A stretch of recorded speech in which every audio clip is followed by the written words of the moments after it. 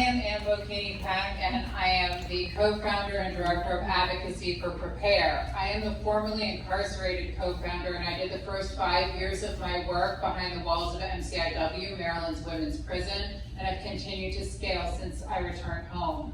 Because 3,403 people came home from state prison last year. But 715 of them will be back before the year's over. There's a lot of problems with reentry, from bias to social reintegration to not knowing how to use technology. Everyone's reentry is different. And it's expensive. It costs $60,360 a year to incarcerate one person here in this state, and there is a 21% one-year recidivism rate, which means we're paying over $43 million to reincarcerate people that come home from prison and go back, and it doesn't have to be that way.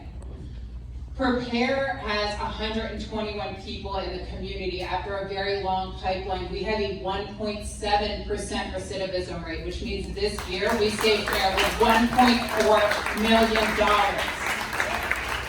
If we could serve everyone in the state, we could potentially save Maryland almost $40 million per year. We Prepare our 501c3 with a mission to empower people to make their best case for parole and develop and execute successful reentry plans. That is a long pipeline, and it needs to be, because you're guiding people along a path to a better life in the community. We start early with materials on the tablets, in print in the libraries, workshops in the community, workshops behind the walls. And we help people directly answering their questions, developing parole packets, and help them learn how to present to the Parole Commission. From day one, we are guiding them to do positive things with their time behind the walls, and then we are helping them show the Parole Commission how much they've changed and come home early, saving you that $60,000 per year. Then we have Prepare for Home. Prepare for Home is where we have early support for reentry planning.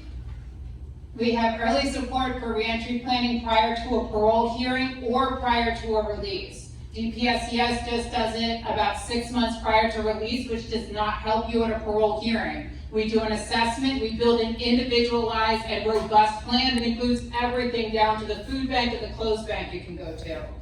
And we have a personalized reentry coaching once people come home to follow up on that plan that we built. So we're not just leaving you, we are picking you up on the other side with a peer recovery specialist. We follow you for the first year. We have a lifetime open door policy. We don't turn our clients away.